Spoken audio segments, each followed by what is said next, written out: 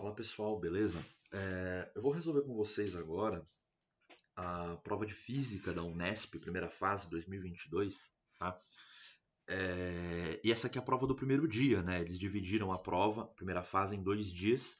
Primeiro dia para o pessoal que presta curso de Biológicas e o segundo dia para o pessoal que presta curso de Humanas e Exatas.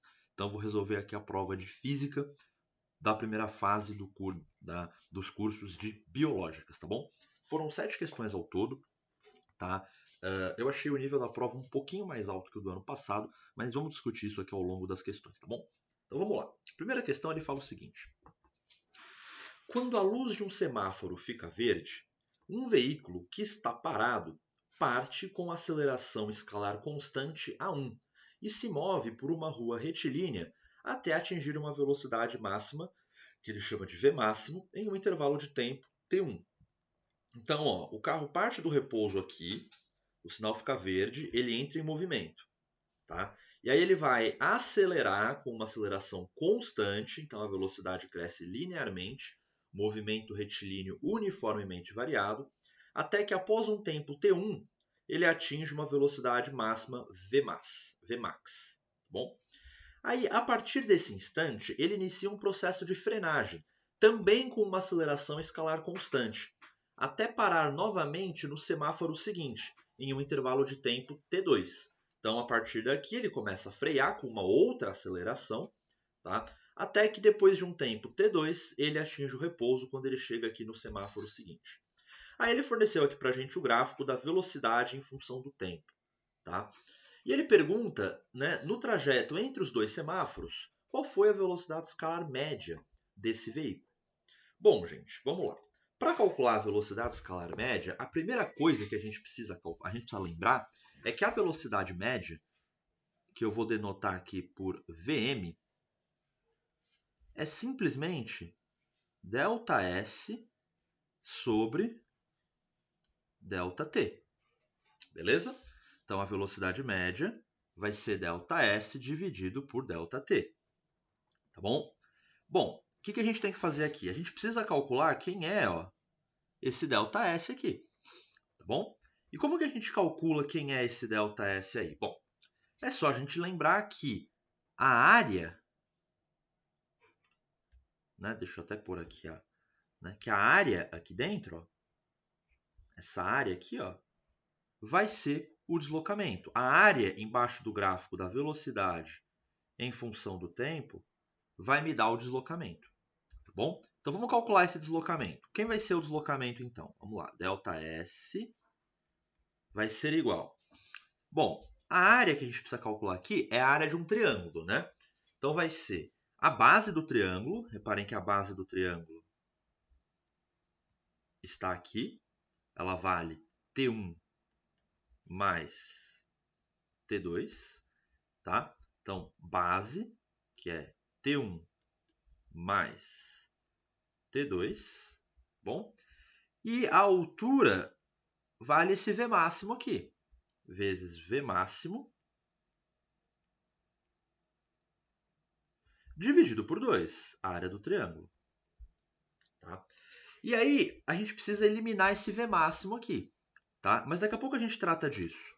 Bom, como esse ΔT aqui, ele é simplesmente T1 mais T2, quando eu pegar e dividir esse ΔS por T1 mais T2, a gente vai encontrar que a velocidade média que ele quer que a gente calcule vai ser simplesmente o V máximo dividido por 2. Porque quando eu dividir por T1 mais T2, que é o ΔT total, né, isso vai me dar, vai sobrar só o V máximo sobre 2. Bom, mas, né, eu preciso dar a resposta em termos do A1, né, e do T1, do T2, não do V máximo. E aí o que a gente vai fazer? Aí a gente vai olhar para esse trecho aqui, para este primeiro trecho aqui, tá bom? Nesse primeiro trecho aqui, tá? A gente vai considerar um movimento retilíneo uniformemente variado, MRUV, tá? E aí o que a gente vai fazer? A gente vai lembrar que como a aceleração A1 é constante, a gente pode escrever o seguinte, a gente pode escrever que o A1 é simplesmente o ΔV, nesse trecho, dividido pelo ΔT. Acontece que o ΔV nesse trecho é simplesmente o V máximo, porque ele parte do repouso até atingir a velocidade V máxima. E o tempo nesse trecho é simplesmente T1. Com isso, eu posso escrever que o V máximo é A1 vezes T1. De modo que a velocidade média, que é o que eu quero calcular, vai ser A1 T1 dividido por 2. A alternativa D de dado, aqui está a minha resposta. Tranquilo? Então, era assim que a gente resolveu o problema. A gente precisava enxergar, né, a situação, lembrar que a área embaixo do gráfico da velocidade pelo tempo me dá o deslocamento. E aí, se eu dividir esse deslocamento pelo tempo total, que é T1 mais T2, eu encontro a velocidade média nesse percurso. Tá bom? Beleza, gente. Exercício aqui bem tranquilinho, tá? Então, deixa eu apagar tudo aqui pra gente. Selecionar tudo aqui pra gente, que eu vou apagar.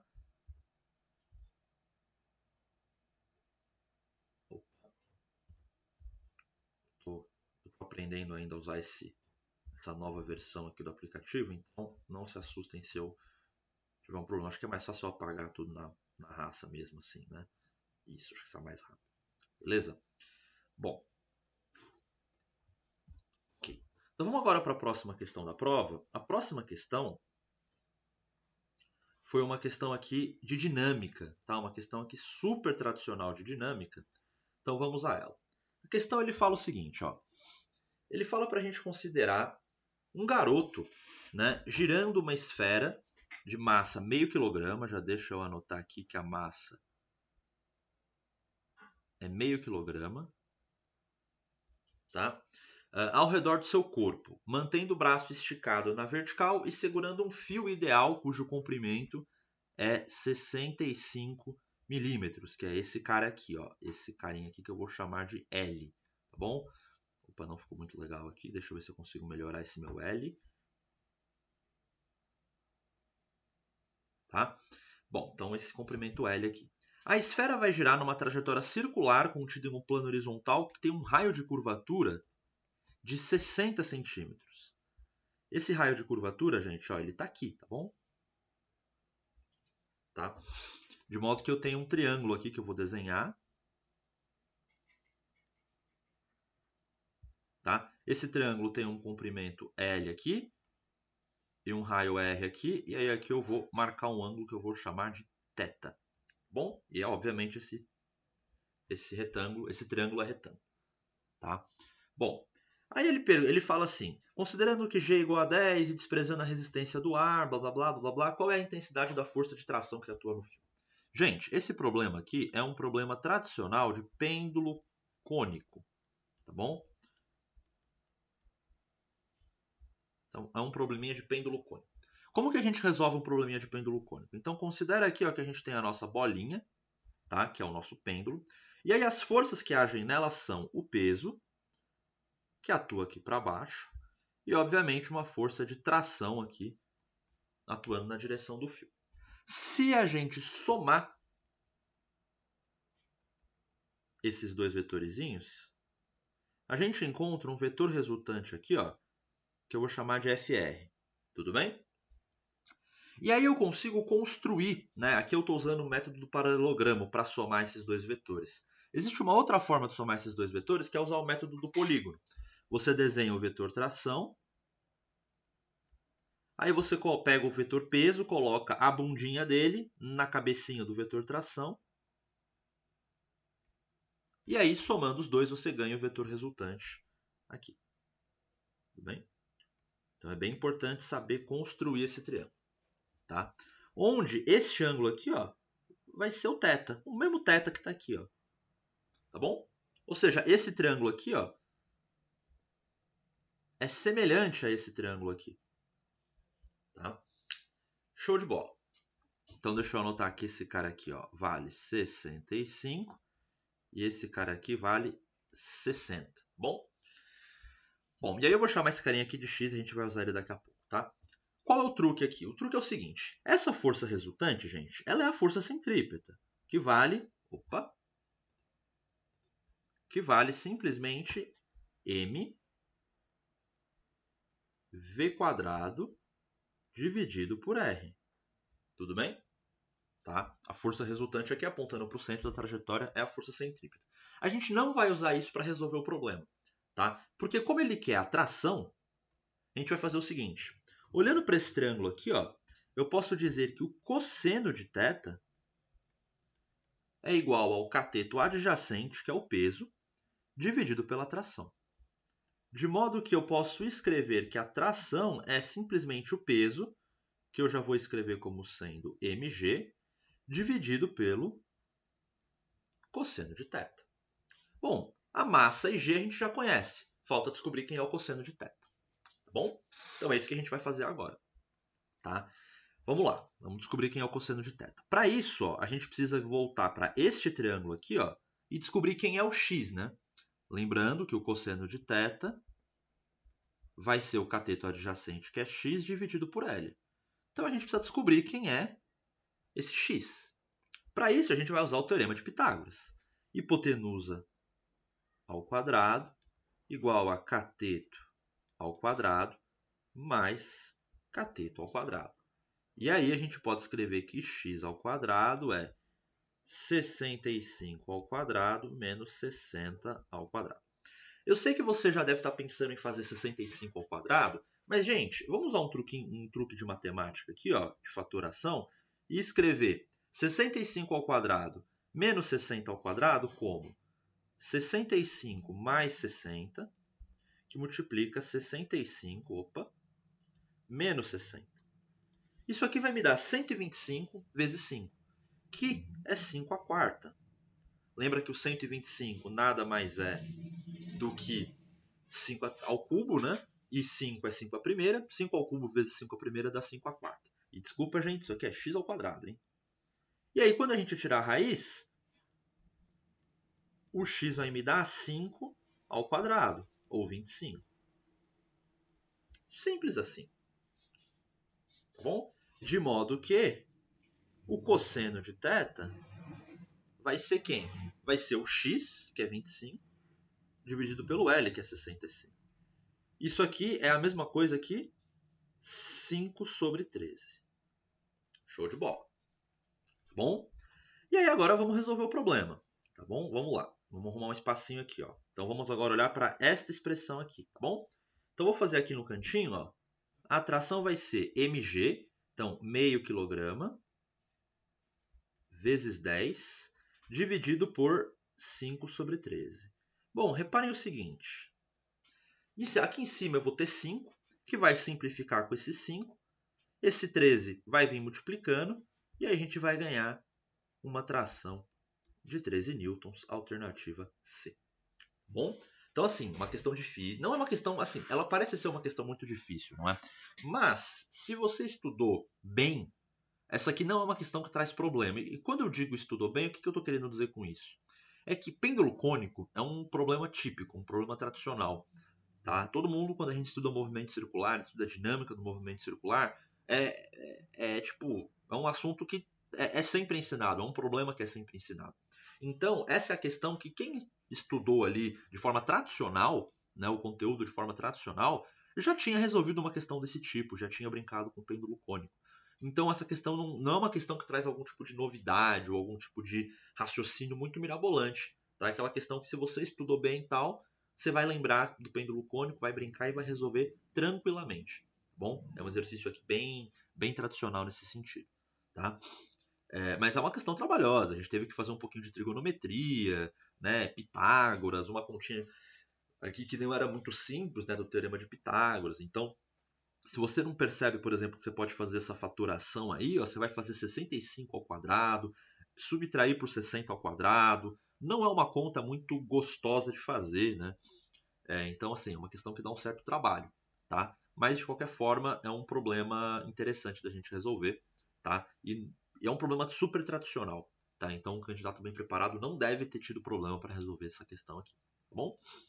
Bom, Só um comentário extra, muitas vezes os exercícios pedem para a gente encontrar a velocidade, né? E aí como que a gente faria isso? Bom, aí você poderia usar, por exemplo, que a tangente de θ é a força centrípeta sobre o peso.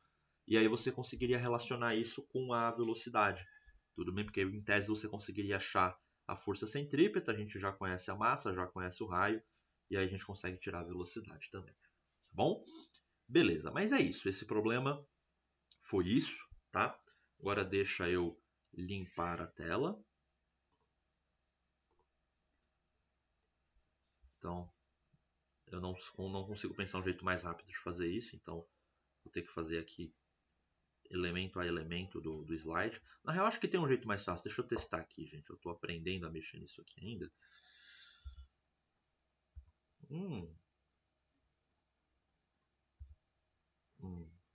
Esse jeito ainda não é muito prático.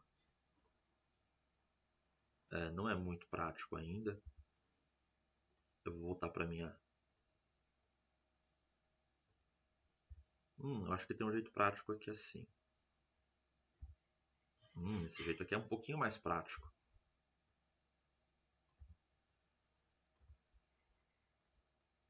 Beleza. Bom, então vamos agora pegar o próximo exercício que eu tenho aqui. Então vamos lá para o próximo problema. O próximo problema é um problema de conservação da energia. Exercício aqui super tradicional de conservação da energia, tá? Então ele fala o seguinte, gente. Uma pequena esfera é abandonada em repouso do ponto 1, tá? Aí ela vai rolar sem deslizar, ela vai deslizar sem rolar, desculpa, pela pista mostrada em corte aqui, até que no ponto 2 ela perde contato com a pista e é lançada numa trajetória parabólica, né? Num lançamento oblíquo, essencialmente. Aí no ponto 3 ela atinge aqui a altura máxima do lançamento oblíquo, até que ela atinge o solo aqui, depois de todo esse movimento. Bom, aí ele fala para a gente adotar G igual a 10, desprezar atrito e resistência do ar, tá? Ou seja, a gente pode usar a conservação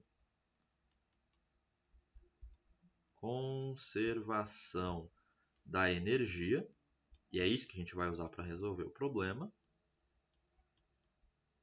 Tá?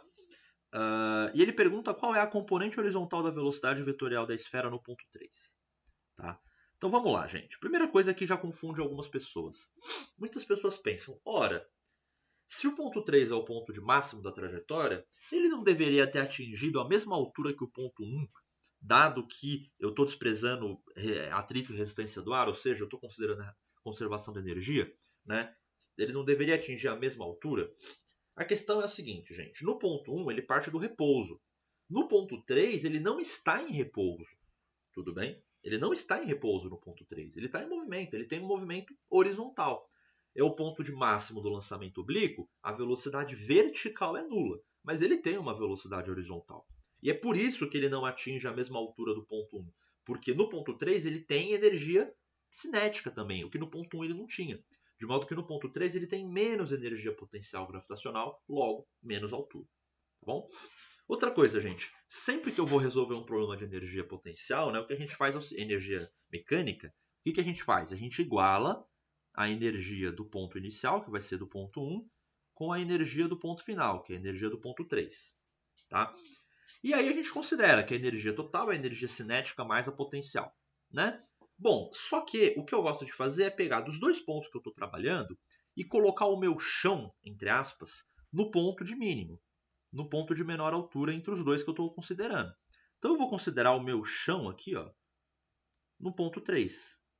O que é o chão? O chão é onde eu coloco o meu nível zero de energia potencial. E aí, ó, eu vou ter aqui, ó, uma altura Hzinho, que é a altura do ponto 1 relativa ao meu chão. Por que eu estou fazendo isso? Porque quando eu coloco o chão no ponto 3, eu não preciso colocar uma energia potencial aqui no ponto 3, eu só preciso colocar energia cinética. E aí fica o seguinte, no ponto 1 eu só vou ter a energia potencial gravitacional, mgh,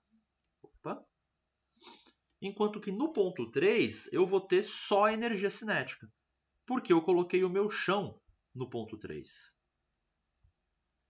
Tudo bem? E aí eu desprezo a energia potencial gravitacional nesse ponto. Aí eu posso cortar as massas e aí, naturalmente, V dá a raiz de 2GH. Tá bom? E aí a gente só tem que substituir os valores. Só vamos tomar um cuidado aqui, que o H é o 0.2. O que é 0.2? É o 1.8 menos o 1.6. É o desnível entre o ponto 1 e o ponto 3. E aí isso aqui vai dar para a gente 2 vezes 10 vezes 0.2, que vai dar 4 dentro da raiz, portanto, essa velocidade é igual a 2 metros por segundo. Importante. Essa velocidade não é necessariamente a velocidade que ele perguntou. Ele quer saber qual é a componente horizontal da velocidade. O que a gente encontrou aqui é o módulo da velocidade. Tá bom? Acontece que no ponto 3, né, eu só tenho componente horizontal, porque no ponto de máximo do lançamento oblíquo, a velocidade vertical é nula. Tudo bem? Eu não tenho velocidade vertical, é o ponto de retorno, né, do movimento do lançamento oblíquo. Então, a componente horizontal da velocidade nesse ponto é o próprio módulo da velocidade. Então, a resposta é 2. Tá? Acontece que se ele estivesse falando de algum outro ponto, por exemplo, se ele estivesse falando aqui, ó, de um ponto aqui, ó, eu teria que considerar que nesse ponto eu tenho uma velocidade horizontal e uma velocidade vertical. E aí eu teria a conservação de energia me daria um módulo dessa velocidade. E aí eu precisaria ter alguma outra informação para encontrar quem seria essas componentes aqui. Tá bom? Mas como ele está falando do ponto 3, a gente não precisa pensar nisso. Né? O módulo da velocidade é a própria componente horizontal da velocidade naquele ponto. Beleza? Show de bola. Esse exercício aqui era um pouquinho mais tranquilo, né? Exercício um pouquinho mais fácil. Tá bom? Então vamos lá. Deixa eu apagar aqui para a gente ir para o próximo exercício. O próximo problema, se eu não me engano, vai ser um problema de calorimetria. Calorimetria aqui é um assunto bem recorrente, né, nas provas. Bom, então vamos lá. Vamos adicionar aqui a questão de calorimetria. Então, nesse problema de calorimetria, probleminha super tradicional, ele vai falar o seguinte para a gente. Ele fala que a gente tem uma peça de platina de 200 gramas, tá? Sensível à temperatura, é mantida dentro de um recipiente protegido por um sistema automático de refrigeração, que tem o seu acionamento controlado por um sensor térmico. Toda vez que a temperatura atinge 80 graus, um alarme sonoro soa e o sistema de refrigeração é acionado. Então, o que eu tenho? Eu coloco uma peça de platina dentro de um recipiente, né? E aí o que acontece é que quando esse sistema, né, a temperatura da peça atinge 80 graus, vai ativar um alarme sonoro para ativar o sistema de refrigeração. Tá bom? Essa peça está dentro de um recipiente em equilíbrio térmico com ele a 20 graus. Quando, no instante t igual a zero, a energia térmica começa a fluir para dentro do recipiente e é absorvida pela peça segundo o gráfico a seguir. Repara que ele está me dando a potência em função do tempo. O que eu vou fazer com isso? Bom, a gente vai lembrar que a potência é a energia, que no caso é o calor, dividido pelo tempo. Beleza? Bom, então vamos lá. Ele fala, sabendo que o calor específico da platina é 0,03 caloria por grama grau Celsius e que 1 caloria é 4 joules, já vou fazer aqui a adaptaçãozinha.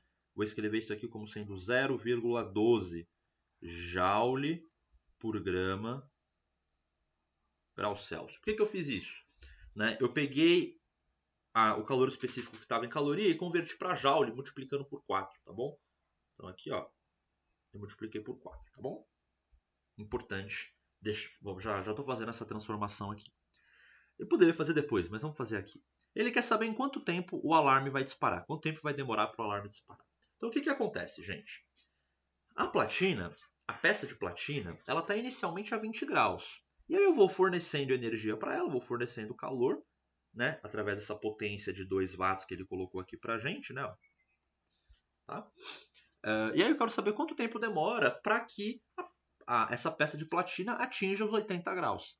Para isso, a primeira coisa que a gente calcula é o calor necessário para que isso aconteça. E aí a gente lembra que esse calor vai ser o famoso mc ΔT. Tá bom? Então vamos lá. Vai ficar A massa, 200 gramas. O calor específico é 0,12. Repara que o calor específico está por grama, então eu uso a massa em gramas. E a variação de temperatura é 60. Por que 60? Porque é o 80 menos 60, menos 20. Tudo bem? Eu estou indo de 20 graus até 80 graus. E aí, gente, eu não vou fazer essa conta, tá? Na verdade, o que eu vou fazer aqui é o seguinte. Eu vou cortar esses dois zeros daqui, ó, com a vírgula daqui, tá? E aí, ó, esse calor vai dar 2 vezes 12 vezes 60 joule. Mas eu não vou fazer a conta, porque essa não é a resposta final. Ah, e aqui está a importância de eu já ter multiplicado por 4 o calor específico, tá? Porque aí eu encontro o calor em joule. Se eu não tivesse feito isso, eu encontraria o calor em caloria, e aí eu multiplicaria por 4 agora no final para passar para joule. Mas não precisa fazer isso, tá bom? Já fiz isso antes, tá? Bom, agora o que eu quero saber é, bom, esse é o calor que essa peça de platina recebe. Agora o que eu quero saber é quanto tempo demora para que isso aconteça, para que essa peça absorva todo esse calor. E aí a gente vai usar esta relaçãozinha aqui, tá? O intervalo de tempo ΔT vai ser o calor dividido pela potência. Então vai ser o 2 vezes 12 vezes 60 dividido por 2. E aí esse ΔT que a gente vai encontrar aqui vai ser simplesmente 12 vezes 60 segundos. Quando eu dividir isso por 60, eu vou encontrar 12 minutos. A alternativa E de elefante. Tá bom? Então, reparem como foi prático eu não ter feito as contas antes da hora. Porque se eu tivesse feito as contas aqui, ó, eu teria que desfazer essas contas aqui quando eu fosse fazer a divisão, e depois eu teria que desfazer de novo essas contas aqui quando eu fizesse essa nova divisão. Então, gente, isso aqui é uma dica muito importante. Quando você tiver um monte de coisas multiplicando, né, e esse valor que você tem, essas coisas multiplicando, essa grandeza, não é a resposta final do problema, e você vai precisar usar esse valor para achar outra coisa, não faça essa conta, deixa essa conta em stand-by. Tá? Porque depois, quando você tiver que dividir esse valor por outras coisas e tudo mais, pode ser que simplifique algumas coisas e o negócio fique mais fácil. Tá? E aí você não perde tempo fazendo conta para depois ter que desfazer essas contas com divisão. Tá bom? Então aqui a gente perderia um tempo fazendo multiplicação para depois perder mais tempo ainda fazendo divisões que desfariam essas multiplicações. Tá? Então essa é a dica que eu dou aqui, gente. Juro, vocês ganham muito tempo em questão com isso. Aqui eu diria que a gente economizou no mínimo 1 minuto e meio fazendo isso. Tá? Repara que a gente só teve que cortar coisas, a gente não precisou fazer conta. Né? Você teria que fazer 2 vezes 12, 24. Aí você faria 24 vezes 60, daria um negoção. Aí você pegaria esse negoção e iria dividir por 2. Ok, essa aí dividir por 2 eu vou tentar fazer de cabeça. Mas aí depois você pegaria esse resultado e dividiria por 60. Aí, bom, aí já começa a complicar um pouco, né?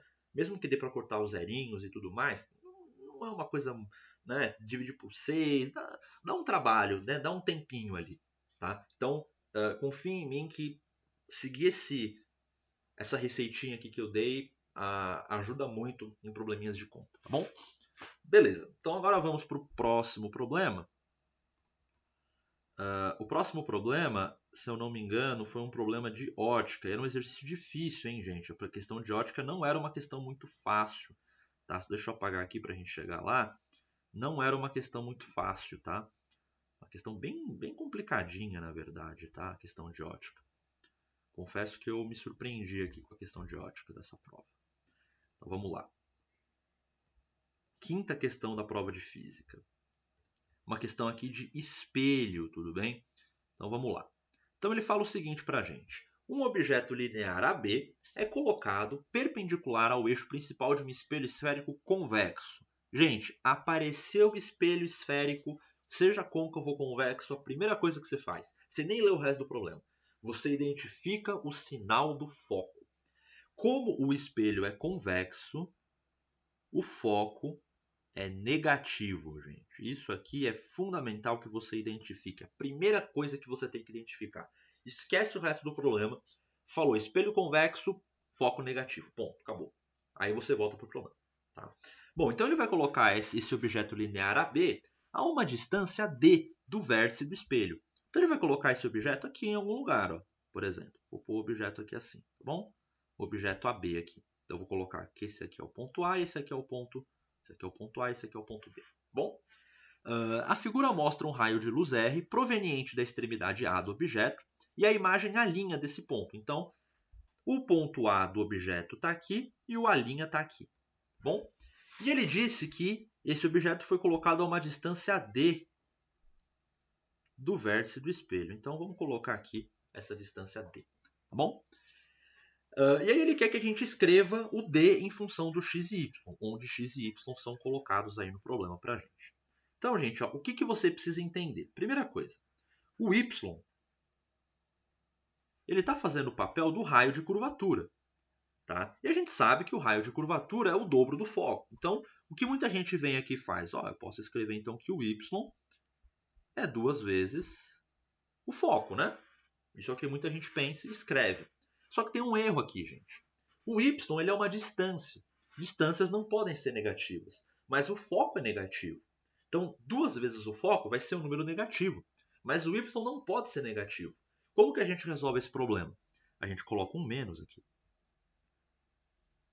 Tudo bem? Ao colocar esse menos aí, a gente garante que o y é positivo. Tá bom? Outra coisa importante. O A' aqui, ó, ele faria o papel de quem? Ele faz o papel da posição da imagem. Quem que cuida da posição da imagem? É o P', né? Tudo bem? É o P'. Lembra? P' é a posição da imagem e P é a posição do objeto. Tá? E aí o que muita gente pensa? O P' é igual a x, né? Por que o P' seria igual a x? Porque x é a distância da imagem até o espelho, né? Então é isso. Só que a gente não pode esquecer que a imagem aí é virtual. Ela está atrás do espelho. Quando a imagem é virtual, o P' é negativo. Mas o x é positivo. Então eu preciso pôr um menos aqui para garantir que que os sinais batam. Como o x é uma medida real, né? Ele é positivo. Mas o P' tem que ser negativo. Então eu tenho que pôr esse menos aí. Tá? E para terminar, o P, que é a posição do objeto, é simplesmente igual ao D, né? Tudo bem, gente? O P é igual ao D, tá? E aí aqui, ó, deixa eu só terminar. Eu posso dizer que o foco,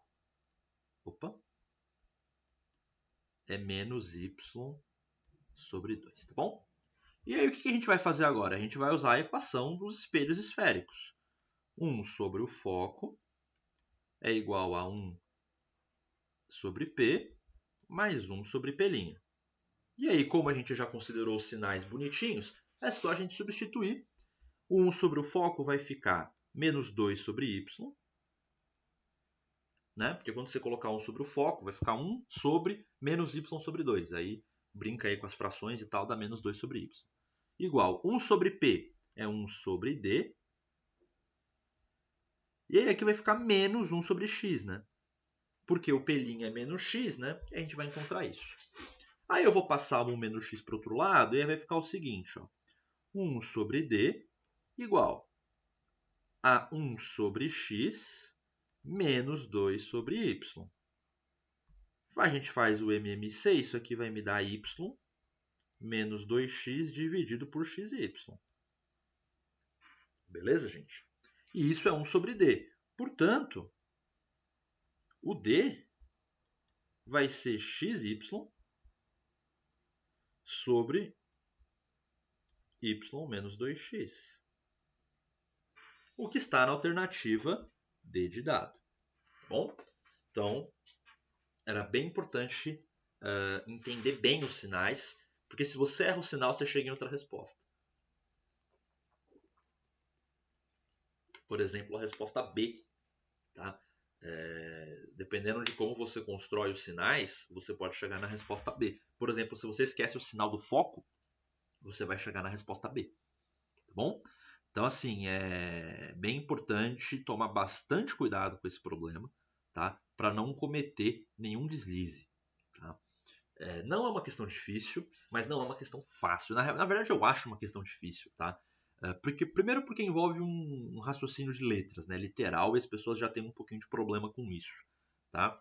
Segundo, que envolve toda essa salada de sinais aí, que é um negócio que confunde muito as pessoas, tá? Então essa aqui é uma questão de nível alto da prova da Unesp, tudo bem?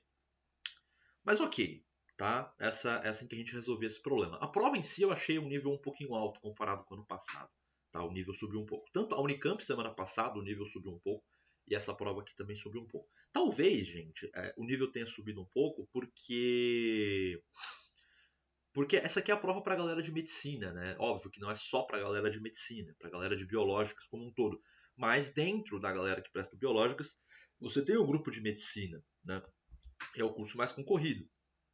Sendo o curso mais concorrido, é necessário fazer uma prova com um nível um pouco mais alto para ter uma boa discriminação dos candidatos, né? Geralmente, quando você tem um vestibular concorrido, é necessário subir um pouquinho o nível dessa prova para conseguir separar bem os candidatos. Por isso que, por exemplo, a FUVEST geralmente é o vestibular mais complicado aqui de São Paulo, tá? Porque é a prova mais concorrida, é o vestibular mais concorrido, então eles precisam subir um pouquinho o nível, subindo um pouco esse nível para conseguir discriminar um pouquinho melhor os candidatos. Beleza? Então, eu acho que essa foi a intenção aqui dessa prova da Unesp. Beleza? Vamos aguardar a prova de amanhã, né? Para a prova da galera de humanas e exatas para ver se o nível foi mantido alto desse jeito, tá bom? Vamos lá. Vamos agora para a próxima questão. Faltam duas questõezinhas para a gente finalizar aqui a prova. Uma questãozinha envolvendo ondas e uma última questão envolvendo um pouquinho de eletrodinâmica, mas a parte de eletrodinâmica é bem tranquila nessa última questão, tá? Mas vamos lá, vamos começar com o probleminha de ondas agora. Vamos lá, o exercício de ondas é esse aqui, ó.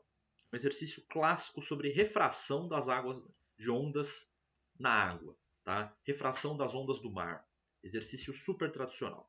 O que acontece? Ó, eu nem vou ler o enunciado inteiro, eu vou dar só o panorama. Ele deu pra gente aqui, ó, essa expressão, tá? Que é uma expressão que relaciona a velocidade de propagação de uma onda no mar, né, na água, em função da profundidade H, tá, que a gente tem. Então, o que acontece? Quando eu estou lá em águas profundas, eu tenho uma profundidade H1. Consequentemente, eu vou ter uma velocidade V1. Tá?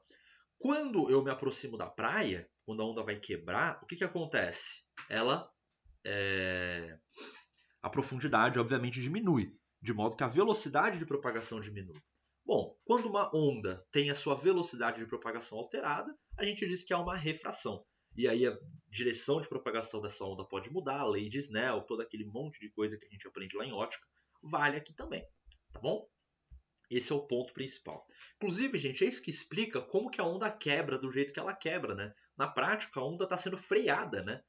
E aí, por inércia, quando você freia, o que acontece? Você tende a manter o seu movimento, né? E aí é desse jeito que a onda quebra. Porque ela é freada quando ela chega na praia, porque a profundidade diminui. E aí a velocidade de propagação dela diminui. Tá? É meio que. Por isso que a onda assume aquele formato quando ela se aproxima da praia. Tá bom? Mas ok, vamos lá. Considerando esses resultados aqui, ele deu pra gente aí o H1, o H2, deu pra gente o lambda 1 e ele quer saber quem é o lambda 2. Gente, o truque para resolver esse problema é lembrar que quando eu tenho refração,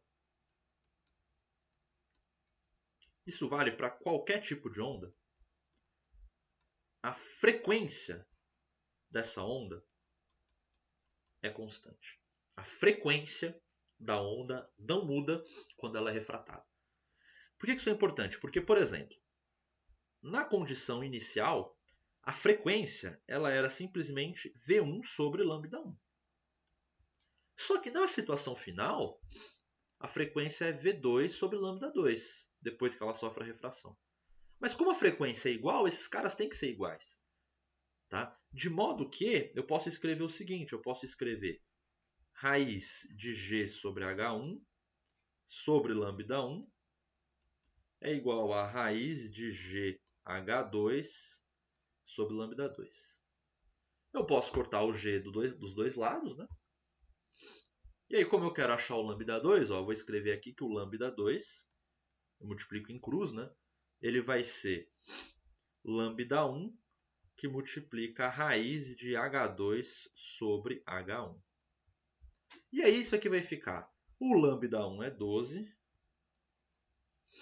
o H2 é 0,9, o H1 é 3,6. Aqui dentro vai dar 1/4. Quando eu tirar a raiz, vai dar meio. Então, eu vou ter 12 dividido por 2. Lambda 2 é igual a 6 metros. Alternativa A. Beleza? Uma forma mais rápida de resolver esse problema é você pensar o seguinte. A profundidade diminui por um fator 4. Então eu vou ter uma diminuição de um fator 4 dentro da raiz. Raiz de 4 é 2. Então a velocidade vai diminuir por um fator 2. A velocidade diminuindo por um fator 2, o comprimento de onda também vai diminuir por um fator 2. Alternativa A. Tudo bem? Daria para fazer de cabeça esse problema, entendendo essas proporções. Tá? O truque aqui é lembrar que quando você está falando de refração, a frequência é constante. Tá bom? Esse é o ponto principal para a gente resolver esse problema. Tá? Ok. Exercício super tradicional, tá, gente? Quem conhece esse fenômeno de refração de ondas do mar e tudo mais, tem muita gente que, inclusive, vai para o vestibular conhecendo essa fórmula aqui. Isso não é exigido. Sempre que cai esse tipo de coisa, a fórmula é fornecida. Mas tem gente que já estudou isso em cursinho, no ensino médio, já resolveu prova antiga e até já sabe essa fórmula aqui de cabeça, tá? Porque ela é, por exemplo, acho que uns 2, 3 anos atrás caiu na FUVEST, por exemplo. Tá? É um assunto bem recorrente em vestibular, tá? Essa expressão aí. Bom, ok. Então agora vamos para a última questão da prova. Última questão da prova de física, né, gente? Vamos lá. A última questão dessa prova foi uma questão de eletrodinâmica e aqui uma questão super tradicional de eletrodinâmica. Vocês vão perceber que é uma questão assim das mais tradicionais possíveis de eletrodinâmica, tá? Então deixa eu colocar aqui pra gente. Questão de número 7. Tá? Vou até diminuir aqui um pouquinho o tamanho dela. Então vamos lá. Então ele fala o seguinte: após comprar um chuveiro elétrico e uma lâmpada fluorescente compacta para sua casa, um rapaz se faz uma pergunta: por quanto tempo essa lâmpada precisa ficar acesa para consumir a mesma quantidade de energia elétrica que esse chuveiro consome em um banho de 12 minutos de duração? Gente, o ponto é o seguinte: se a gente olhar aqui, ó, a potência da lâmpada é 20 watts e a do chuveiro é 7.500 watts. Tá bom? Bom, é óbvio que o chuveiro consome muito mais energia por unidade de tempo. Porque o que é potência? Potência é energia por tempo. Tudo bem? Então, o chuveiro ter uma potência maior indica que ele consome mais energia por unidade de tempo. Então, ele está falando, bom, então o chuveiro, se eu tomar um banho de 12 minutos, eu vou consumir uma certa energia lá no chuveiro. Para a lâmpada consumir essa mesma energia, ela tem que ficar ligada há quanto tempo? Bom, para isso, a gente vai calcular primeiro a energia que o chuveiro consome. Então vamos calcular aqui, ó, EC, energia que o chuveiro consome. Ela vai ser a potência do chuveiro, 7.500 watts, vezes o tempo que o chuveiro está ligado. Que eu vou colocar aqui 12 minutos vezes 60 segundos. Tá? Então esse aqui é o tempo do chuveiro em segundos e essa aqui é a potência do chuveiro. Tá bom? E assim, de novo, gente, essa não é a resposta final. Como essa não é a resposta final, não vamos fazer as contas. Vamos deixar ela quieta assim, tá bom? Bom, aí agora eu quero calcular o tempo, ΔT, da lâmpada. Para isso, eu simplesmente preciso pegar a energia consumida pela lâmpada e dividir pela potência da lâmpada. Mas a energia consumida pela lâmpada, para o problema, é igual à energia consumida do chuveiro, né? Porque eu quero calcular o tempo que demora para a lâmpada consumir a mesma energia que o chuveiro consome. Então, essa energia aqui ó, vai ser a energia que eu calculei ali em cima. 7.500 vezes 12 vezes 60. E aí eu tenho que dividir isso pela potência da lâmpada, que é 20 watts. Tá bom? Eu sei que você deve estar pensando o seguinte: deixa eu tentar simplificar o 60 com o 20. Mas, gente, deixa o 60. Tá? Porque esse tempo aqui ó, ele vai estar em segundos. E a gente vai ter que converter para horas. Tá bom? Então, deixar esse 60 aqui é muito bom, porque depois, quando a gente tiver que converter isso para minuto, a gente vai cortar esse 60. Então, vamos deixar ele quietinho aí e vamos tentar simplificar esse 20 no 7.500, que é o termo feio. Tá? Então, vamos lá. Eu vou cortar este zero com este zero. E aí, se você pegar o 750 e dividir por 2, vai dar 375. Bom, então, isso aqui vai me dar 375 vezes 12 vezes 60 segundos. Aí eu divido isso por 60 e aí eu obtenho 375 vezes 12 minutos. E aí eu preciso passar isso agora para horas. Então eu preciso dividir esse 375 vezes 12 por 60 de novo, para converter para horas. Aí eu percebo que com esse simplifica e me dá um 5 aqui embaixo. E aí o que eu preciso fazer é 375 dividido por 5. Agora é uma conta muito tranquila de fazer na mão mesmo. E aí você vai encontrar 75 horas. Alternativa B de bola. Tá bom, gente? Então é isso. Questãozinha super tranquila aqui de potência, energia, assim, probleminha super, super tradicional. Tá bom? Então é isso, gente. Essa foi a prova da Unesp 2022. Primeira fase, prova de física, tá? Para a galera que prestou, para a galera que está prestando cursos de biológicas, tá bom? Então é isso, gente. Obrigado por ficar até o final. Agradeceria muito se vocês pudessem aí dar um like, se inscrever no canal, compartilhar com quem possa se interessar por esse conteúdo, tá? Então é isso. Obrigadão, gente.